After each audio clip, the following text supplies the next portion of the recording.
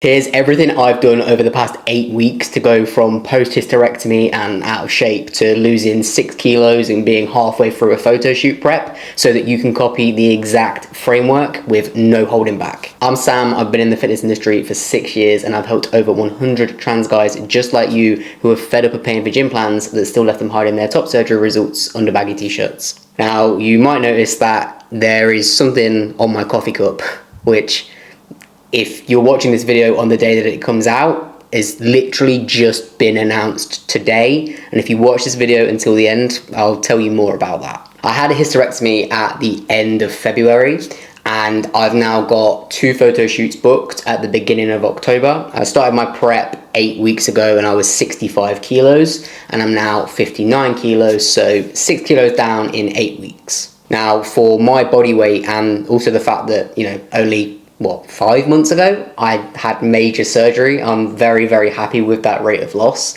Here's every single aspect of my program that has helped me to do that and get to halfway through prep and still be raring to get another 4-5 kilos gone to get absolutely shredded. So I train 4 days a week and I've done that now for years. I'm very happy and comfortable with that split. Regardless of whether I'm dieting or bulking, I tend for myself to do 4 workouts a week. My exact split right now is Monday I train push and abs, Tuesday I train pull and abs, Wednesday is a rest day, Thursday is lower, and then Friday is chest, arms, lower lats, and a little bit of abs. Now, that might sound really strange, but I told you I would tell you the exact truth of what I'm doing, and that 4th workout where I've got things such as specifically lower lats are all areas that I feel need to be brought up in order for me to bring my best look on shoot day.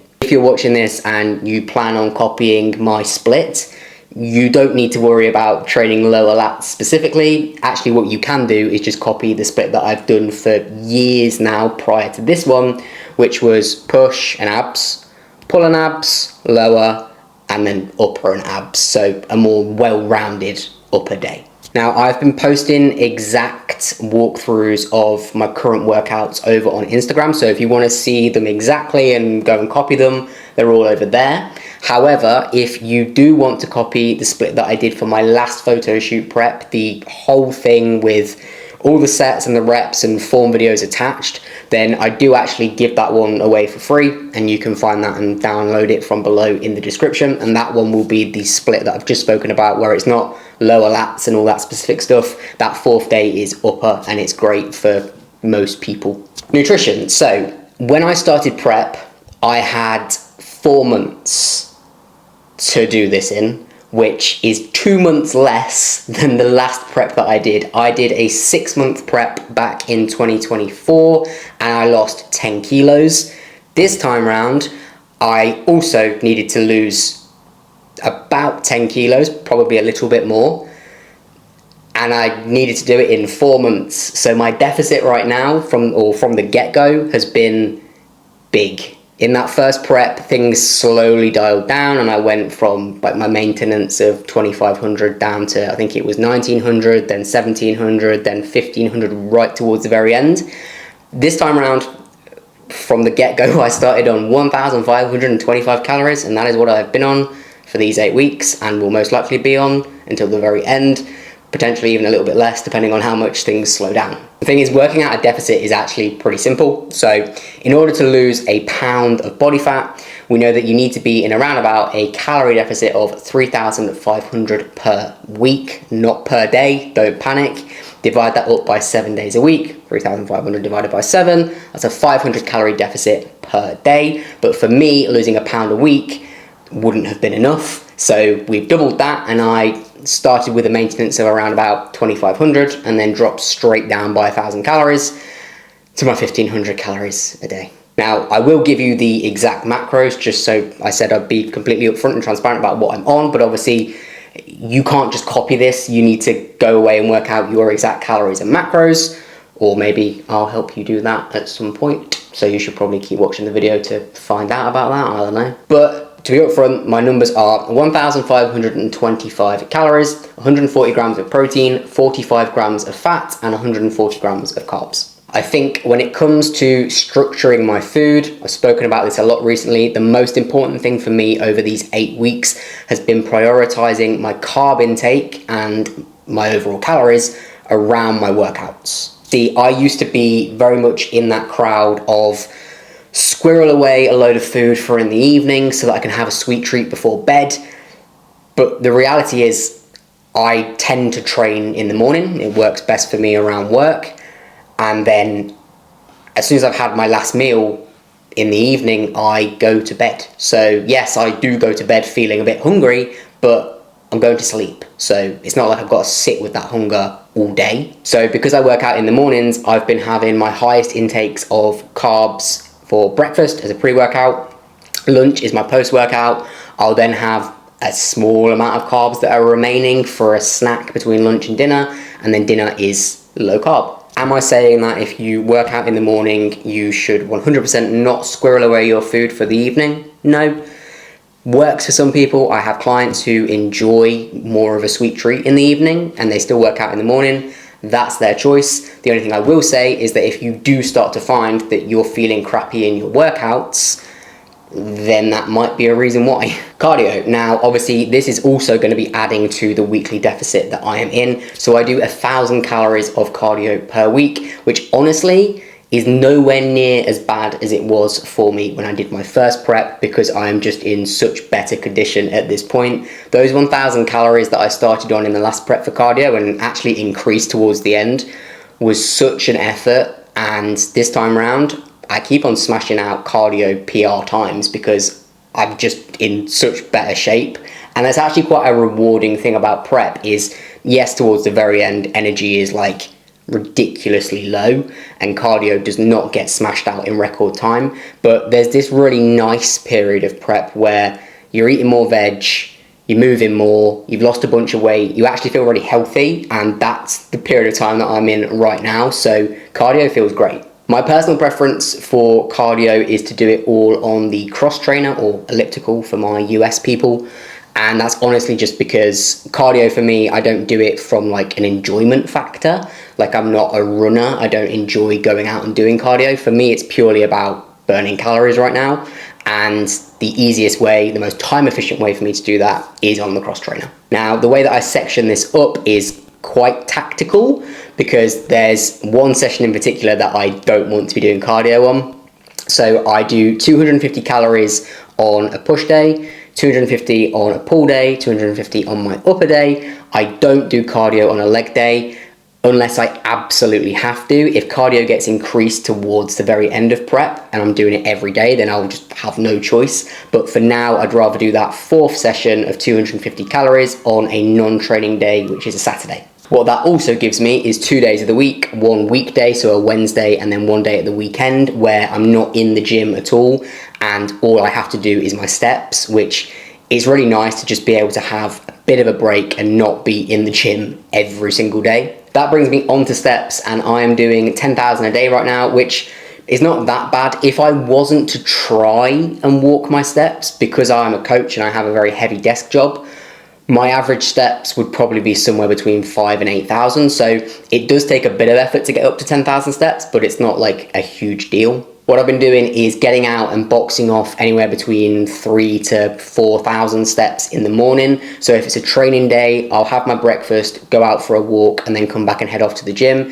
If it's a non-training day, I'll go out, get those steps in, and then come back and have breakfast. It's actually really nice to go out and get some steps before starting work, even though I can't say that I always want to go out at like 7, half 7 in the morning to do some steps. I do genuinely feel better for it afterwards. I'll then box off some steps at the gym by just wandering around and going between exercise to exercise. But it is important to mention here that none of the steps that I do on the cross trainer for my cardio count towards my daily step target. So my watch that tracks my steps actually comes off before I do cardio. So technically I do way more steps in a day than 10,000, but the ones that I do during cardio don't get counted towards it. Once it comes to the evening, I do generally still have steps left to do. So once I've finished up work, I'll switch off and I'll go out and I'll get in those remaining steps, which again, a bit like the steps in the morning, is actually really nice for headspace. So I do recommend it, not just from a calorie burning point of view, but also just for some switch off time. I'll listen to some music or put on a podcast, or sometimes just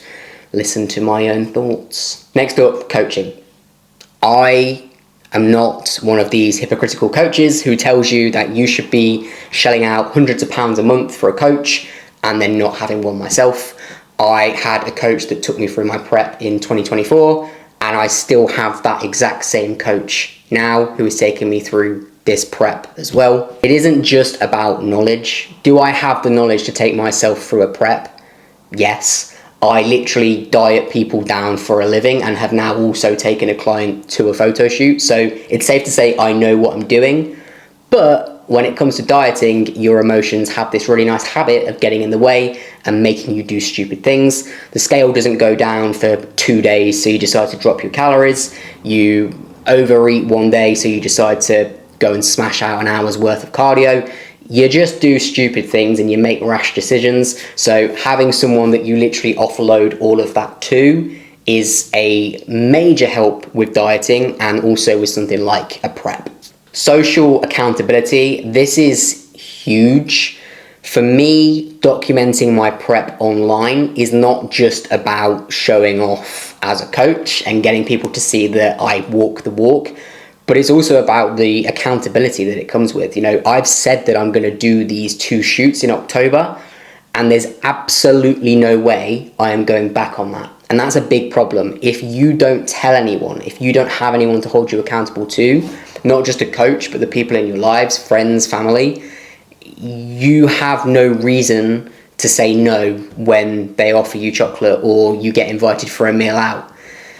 If I say yes to those things, it has a huge impact on what I'm going to be able to deliver in October. And I've set the stage and I've set my standards high, and I've told people about this. So I'm going to look pretty silly if I don't do that. It's date defined, which I think is a massively underlooked part of it, because yes, having accountability is great, but sometimes you also need the pressure of a date. You know, I've done diets before where not only did the goal not mean enough to me, but also there wasn't really the pressure of a date. Like, I've tried dieting down in the past for summer, even though I wasn't really going anywhere, and it just doesn't happen. So it's one of the reasons why, even though I'm a big advocate of coaching, I also think it's really handy to have a date that you are working towards. And that doesn't just mean that you have this one date and then that's it, you're done forever. Like, there'll be more things in the future, more things to work on, but having a long-term goal that you're striving towards and are able to count down the weeks to is a big help. And that doesn't need to just be a photo shoot or stepping on stage. It can be a wedding or a holiday, or even just buying a pair of trousers that don't currently fit you and saying, in 4 months' time, I need to fit into those trousers because I'm going to go out in them to this place, and if I don't, then I don't know, I just have to go out in my boxers or something. Make it date defined, because that's just that extra cherry on top of the accountability that you get from a coach and telling your friends and family. Lastly, and I cannot stress enough that this is the most important thing. This is the reason why I'm able to sit here and say I have lost 6 kilos in 8 weeks, and I'm very confident about the look that I will deliver on my shoot days, and that's consistency. I am not lying to you when I say that over the past 8 weeks, I have not skipped a beat. I have not missed a workout. I have not missed a step. I have not missed any cardio. I have not gone over on my calories. You can even ask my coach, like message him and he'll tell you, because he isn't going to lie to you. See, the point of this video isn't to actually push you towards getting a perfect plan. It's to show you what happens when you're consistent. And that's not to say that you have to be an absolute machine or a robot. I hold myself to very high standards, mostly because of my job and wanting to walk the walk. But when it comes to clients, I'm looking for a good level of consistency, not perfection. So what that means is only skipping the gym because you're ill, not because you decided that you just wanted to stay at home and watch Netflix instead. And that doesn't mean missing out on every single meal that you're invited out to, but it does mean having to assess what it is that you're having when you do go out and making it a slightly rarer occasion than 5 times a week. It means only not hitting your steps when you're ill as opposed to it being a bit warm outside. So, what has made all of this possible so far? Not just having a goal that I care deeply about, but also making it time defined. I have to be ready by my 2 dates in October. Plus the accountability that I've put in place, both socially, online, and with friends and family, and also with the coach that I pay.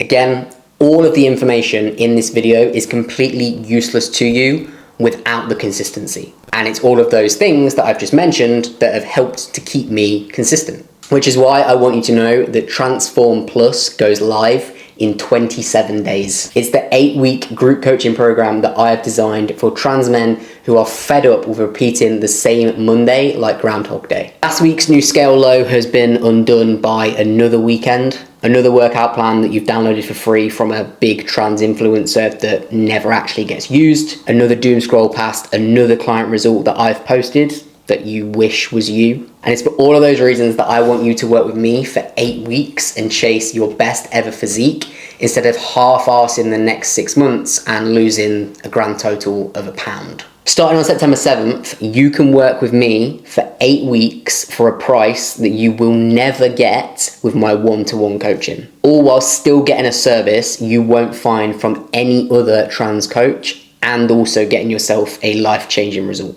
This is your chance to stop admiring results like these and finally get one for yourself. And if that alone wasn't enough to entice you, for the first time ever in a group coaching program, the best transformation as picked by me will get their entire 8 weeks payment completely refunded. So every incentive that you could possibly have to get into shape and finally stick to a diet is being handed to you on a plate by me. This is limited to 20 spaces only, and those 20 spaces go out first to people that are on the priority list on Friday, August 28th at 8 AM BST. So if you're serious about joining, I'll put the link to the priority list down below in the description and also pin it to the comments, and you'll need to put your name on that to be within a chance of getting a space. And as I get closer to my photo shoots in 10 weeks time at this point, I've got another 4 to 5 kilos to go to get absolutely shredded and get into even better condition than the last ones. So if you want to see how that process continues to go, make sure you are subscribed, and I will be uploading more videos documenting the process. And as always, I will see you lot in the next one.